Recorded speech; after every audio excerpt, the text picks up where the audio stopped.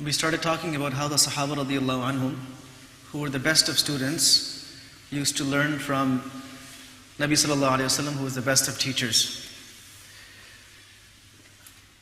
One of the characteristics of the Sahaba when it came to learning is that they would be very patient in regards to the needs of their teacher.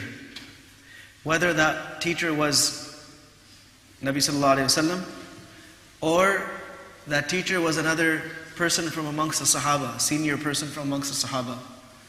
When the Prophet sallallahu alayhi wasallam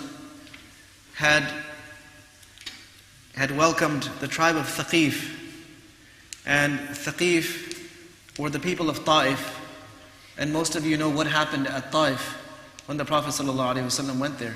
He was not welcomed. Rather, he was driven out, he was beaten and hurt, and he came back with injuries, covered with blood. Later on, these same people came and accepted Islam. So the Prophet ﷺ took out time to teach them. And that time that he had fixed, the only time that he had available for them was after Isha. So one night they sat there after Isha waiting, and you know Isha is already late. So they sat waiting and waiting, but the Prophet ﷺ did not come out. And finally, when he ﷺ did come out, he said, the reason I was delayed is because I hadn't finished my tilawah, my recitation of Quran for today. And usually he would have finished that during the day. But he said, that to me is very important. It's more important than anything else. This is why I came out a little bit later. But they sat patiently. It wasn't that, okay, we came here, the teacher's not here, let's go. That was not the attitude. It was that, yes, we know the teacher is going to come. The expectation is that we'll be here. So we'll do as the teacher expects.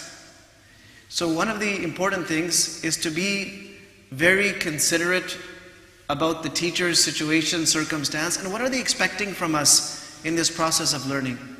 Abdullah ibn Abbas radiallahu anhu, after the Prophet ﷺ passed away, came to this realization that Nabi ﷺ is no longer with us, but he has left behind oceans of knowledge with his senior companions. And he was just a young boy when the Prophet ﷺ left this world.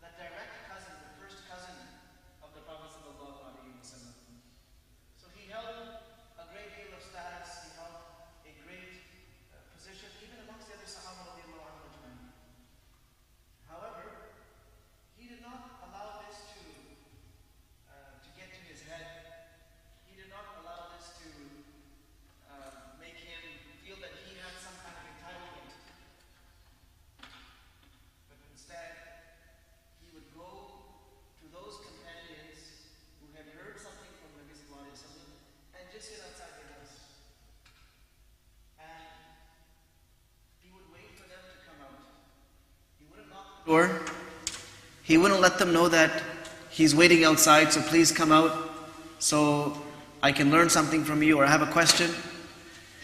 His policy was that I'm going to learn at the convenience of my teacher. And because I'm going to these people for knowledge, I don't dictate the terms of when they should teach me. I don't have the right to place conditions that I need to be taught at this time or I can only learn at this time. No, it's whenever they are available. Sometimes he would have to sit there for hours, and he would just be sitting outside the house and the wind would be blowing and he would get covered with dust. When that companion would come out, he would say, "Oh, cousin of Rasulullah sallallahu alaihi wasallam, you should have sent for us, we would have come to you. You are so honorable and so noble and so important, so significant in our eyes." He said, "No, I have come to you to learn. It is haqq on me that I come to you and I learn from you when it's convenient." So look at how they had this regard for the situation, the circumstance, the convenience of the teacher.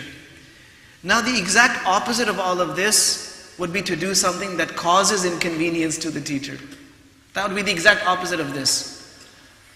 So, part of our learning legacy, remember, it's not just the knowledge that we're learning, it's also the way that the knowledge is acquired. That's also a part of learning. So we're learning actually two things: the knowledge and also the way to acquire the knowledge. If we have this knowledge in front of us, but we're not acquiring it in the right means, we won't be able to benefit from it. And if we have even a little bit of knowledge, but we acquire it the right way, that little bit of knowledge will take us much, much, much further than a whole bunch of information would ever possibly could.